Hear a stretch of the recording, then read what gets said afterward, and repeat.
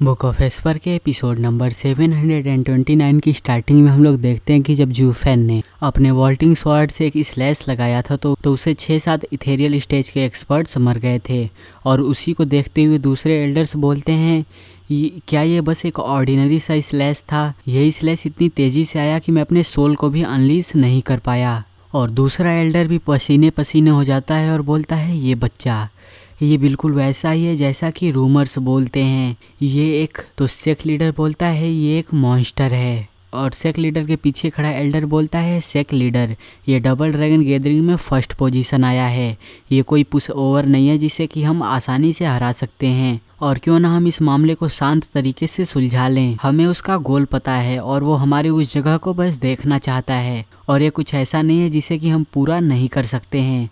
इसीलिए बस हमें उसको बीच में ही सेक लीडर रोक देता है और बोलता है बकवास, हम करने को तो ऐसा कर देंगे लेकिन बीस्ट टेमिंग सेक्ट के नाम के बारे में क्या? जब ये बात बाहर जाएगी कि डीमन स्कीमिंग सेक्ट का एक गद्दार डिसाइपल बीस्ट टेमिंग सेक्ट में घुस आया और यहाँ पर तबाही मचा दी, तब हमारी इज्जत क्या रह जाएगी? तो एल्डर बोलता है लेकिन ये बच्चा ये बहुत ही ज़्यादा।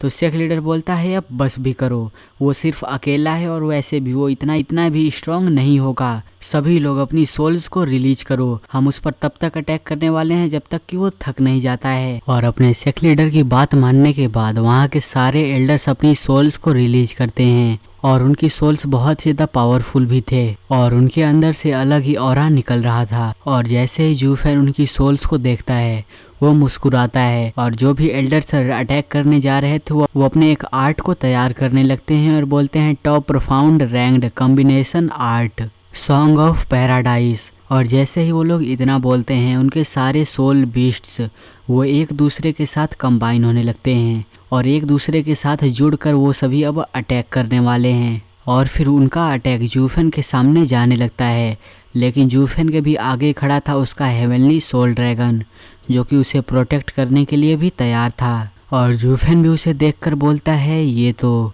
लेकिन जैसे ही वो इतना बोलता है वो जो सोल्स थी वो सभी मिलकर एक बवंडर का रूप ले लेती हैं। और वो बवंडर कोई नॉर्मल बवंडर नहीं था, उसके अंदर पूरा आग फैला हुआ था। और उसे देखकर डिसाइपल्स बोलते हैं वेनरेबल्स हुयान। और वेनरेबल्स जा का ये तो कंबाइन अटैक है और ये अटैक 10 इथेरियल स्टेज के एक्सपर्ट्स के इक्वल है और 10 इथेरियल स्टेज के एक्सपर्ट्स भी इसका मुकाबला नहीं कर सकते हैं। इससे मतलब नहीं है कि ये बच्चा कितना स्ट्रांग है, लेकिन वो इतने बड़े और फ्लॉलेस अटैक को रोक नहीं सकता है। और सेक लीडर हंसते हुए बोलता है इस अटैक से अगर वो बच्चा मरेगा नहीं तो कम से कम बहुत ज़्यादा जख्मी हो जाएगा। और उसके बाद और सिक्स्थ प्रिंस लियानेर और ट्यूबा लुइफेंग वो सभी घबरा जाते हैं और चिंता से बोलते हैं जूफेन। और सिक्स्थ प्रिंस अपने मन में घबराते हुए सोचता है सर जू अब आपका क्या होने वाला है। और वो दोनों वेनरेबल्स उस अटैक को लॉन्च करने के बाद सेक लीडर के पास आ जाते हैं और उससे बोलते हैं सेक लीडर अब हमने उस बच्चे को ट्रैप कर दिया है और वो अब कुछ ही मिनट में जलकर राख हो जाएगा। और आपके लिए यही अच्छा होगा कि आप सारे एल्डर्स को कमांड दे दीजिए कि वो सभी लौट जाएं। और इतने सारे एल्डर्स का एक छोटे से डिसाइपल्स पर अपना टाइम बर्बाद करना ये बिल्कुल भी वर्थ इट नहीं है। और सेक लीडर भी खुश हो जाता है और बोलता है मेरे वेनरेबल्स तो अमेजिंग हैं, मैं ये कभी भी नहीं भूलूंगा जिसको कि आप लोगों ने आज किया है। तो वेनरेबल्स भी बोलते हैं अरे नहीं ये तो कुछ भी नहीं है और ये चीज़ तो बात करने की भी लायक नहीं है। लेकिन जैसे ही वो लोग इतना बोलते हैं उनको एक झटका लगता है और वो तुरंत ही सेक लीडर के सामने घुटने पर आ जाते हैं। और सेक लीडर भी घबराते हुए बोलता है वेनरेबल्स तुम दोनों को क्या हो गया? लेकिन जो उन दोनों वेनरेबल का आग का बवंडर था उनके बीच एक लाइट निकलती है और उसको चीरते हुए निकल जाती है। और क्योंकि वो बवंडर वाला अटैक इन दोनों के सोल से बना था इसीलिए ये दोनों भी मर जाते हैं और सेक लीडर भी बस देखता ही रह जाता है। और फिर जूफेन निकालता है अपनी वॉल्टिंग स्वॉर्ड और बोलता है ये इतना भी बुरा नहीं था और तुम दोनों की सोल्स भी अच्छी थी, लेकिन ये शर्म की बात है कि मेरे सामने ये सारी चीज़ें काम नहीं करती हैं। और सेक लीडर गुस्से से बोलता है जूफेन इस बार तुम बहुत ज़्यादा आगे चले गए हो, सभी लोग अटैक करो और टैक्टिव वेव्स का यूज करो और उसे मार डालो।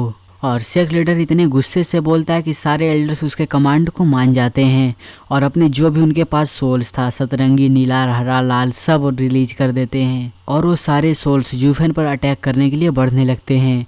और फिर जूफेन अपनी आँखों को बंद करता है और जब वो आंखें खोलता है तो उसकी आँख ड्रैगन की आँख में बदल चुकी थी और फिर वो गोल्डन डेसिमेटिंग फ्लेम अपने पीछे से रिलीज करता है और जैसे ही वो इतना करता है सारे बीस्ट घबरा जाते हैं और कुछ समय के लिए वहीं पर रुक जाते हैं और फिर उन गोल्डन डेसिमेटिंग फ्लेम के अंदर से निकलता है डेसिमेटिंग गोल्डन हेवन ड्रैगन किंग और वो इतना पावरफुल लग रहा था जिसको कि देखकर सारे बीस्ट थर-थर कांपने लगते हैं और यहाँ पर ऐसा कोई नहीं था जो कि जूफेन और उसके सोल का मुकाबला कर सके और जूफेन भी उन्हीं की तरह घूरता हुआ देख रहा था और फिर गोल्डन डेसिमेटिंग हेवन ड्रैगन किंग वो अपने गोल्डन डेसिमेटिंग फ्लेम को रिलीज करता है और जैसे ही वो अटैक उन सोल्स के ऊपर लगता है वो सारी सोल्स मर जाती हैं और जैसे ही वो सोल्स मरती हैं उनको कास्ट करने वाले मतलब कि उन सोल्स के कल्टीवेटर्स को भी नुकसान पहुंचता है और वो सभी भी मर जाते हैं और वो लोग बोलने लगते हैं इस आग के साथ कुछ तो गलत है,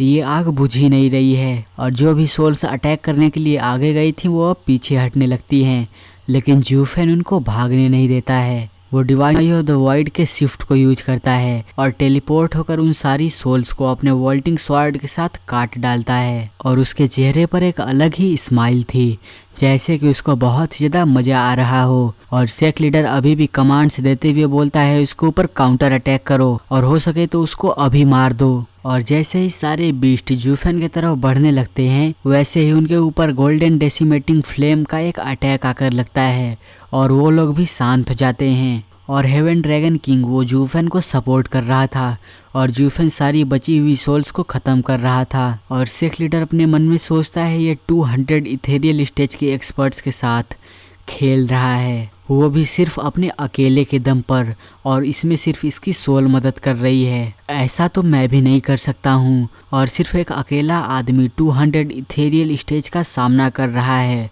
वो भी सिर्फ रेडिएंट स्टेज में होते हुए और इतना ही नहीं ये तो उन्हें कम्प्लीटली डोमिनेट कर दे रहा है। क्या अब इस दुनिया में कहीं जस्टिस बचा है?